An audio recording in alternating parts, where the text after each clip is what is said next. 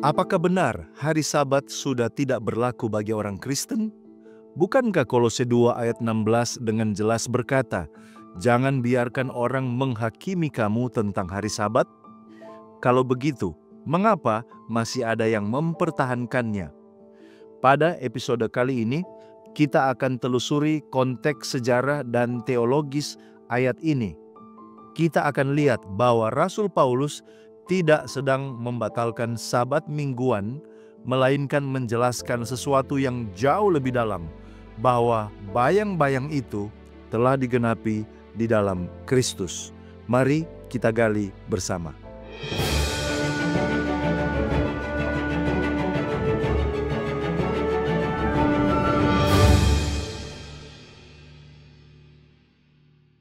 Mari kita membaca Kolose 2 ayat 16 di dalam konteksnya.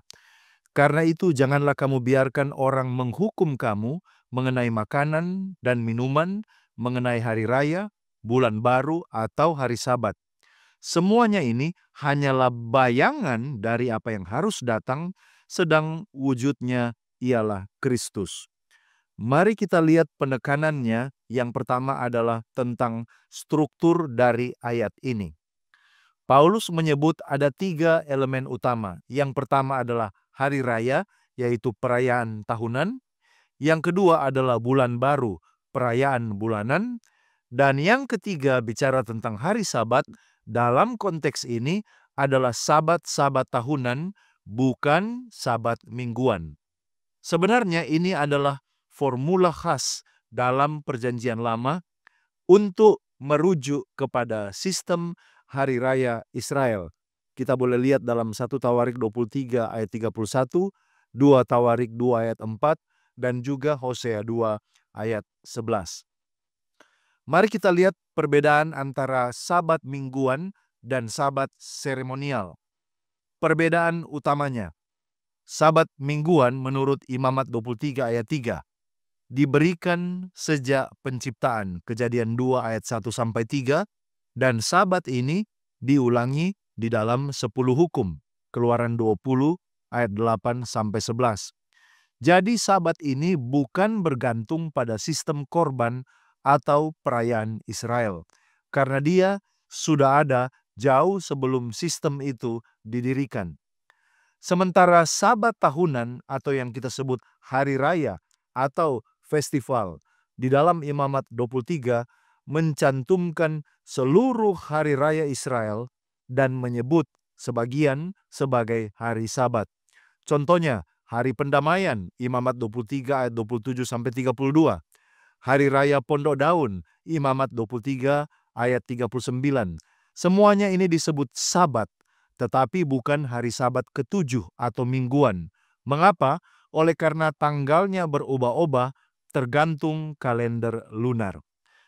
Poin penting di sini adalah Sabat mingguan itu bersifat moral dan universal, sementara Sabat-Sabat tahunan bersifat simbolik dan seremonial. Mereka menuju atau merujuk kepada pengorbanan Kristus. Jika demikian, apa sesungguhnya yang menjadi latar belakang historis dari Kolose? Mari kita lihat kota Kolose dan tantangan ajaran sinkretis. Kolose adalah kota di Asia Kecil dengan campuran budaya Yunani, Yahudi, dan juga pengaruh Gnostik. Jemaat di Kolose diganggu dengan ajaran legalistik campuran, yaitu tentang aturan makanan, puasa, penyembahan malaikat, dan bahkan ritual-ritual Yahudi. Oleh karena itu, Paulus mengamarkan, jangan biarkan siapapun, termasuk mereka dari latar belakang Yahudi, memaksakan ritual dan aturan yang bukan inti dari Injil. Catatan yang perlu kita buat adalah, kata Sabat di sini disebut bersama dengan makanan, minuman, dan hari raya.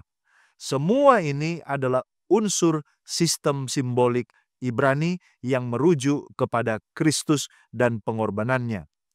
Paulus tidak menyebut Sabat ke-7 dalam kaitan dengan hukum moral, tetapi dia menyebut sistem bayangan yang merupakan ritual dan seremoni.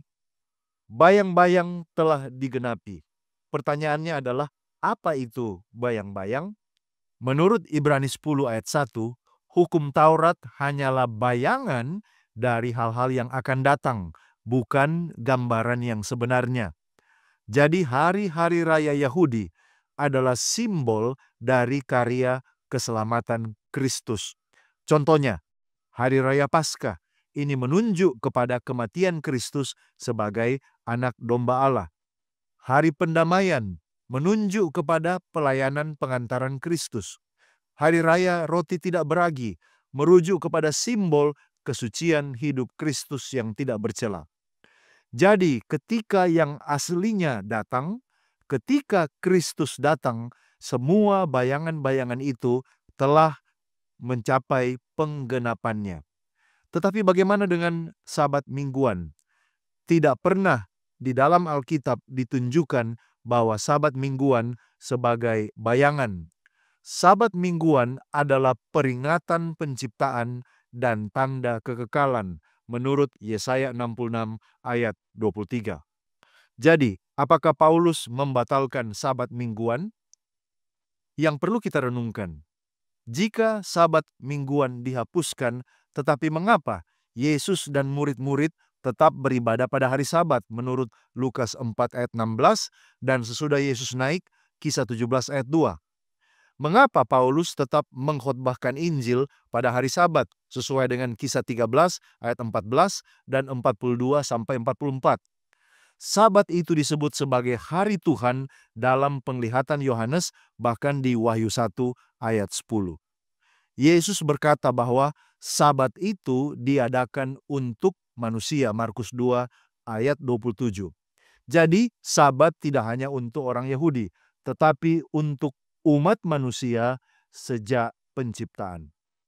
Jadi kesimpulannya, apa yang Kolose 2 ayat 16 maksudkan? Paulus tidak sedang membatalkan Sabat mingguan, tetapi ia memperingatkan agar orang percaya di Kolose tidak dibebani oleh sistem seremonial Yahudi yang sebenarnya sudah digenapi di dalam Kristus. Sabat mingguan tetap relevan. Mengapa? Karena dia berakar pada penciptaan, oleh karena dia termasuk salah satu dari 10 hukum yang keempat. Oleh karena dia, Sabat mingguan diteguhkan oleh Yesus dan para rasul, tidak pernah disebut sebagai bayangan di dalam Perjanjian Lama atau Perjanjian Baru. Jadi, Sabat bukan bayangan. Ia adalah jendela menuju Sang Pencipta dan Penebus. Yesus tidak datang untuk membatalkan hukum Allah, melainkan menggenapi semua simbol yang merujuk kepada dirinya. Dan Sabat adalah bagian dari hukum kasih yang kekal. Sekian dari saya, mari kita menggali firman Tuhan untuk memperluas wawasan dan mengharapkan terjadi pertumbuhan kerohanian. Jika Anda merasa diberkati dan dicerahkan oleh pembahasan ini, silakan bagikan video ini kepada orang-orang terkasih. Kita akan berjumpa kembali pada episode berikutnya, tetap di Depth Insight Growth. Tuhan Yesus memberkati.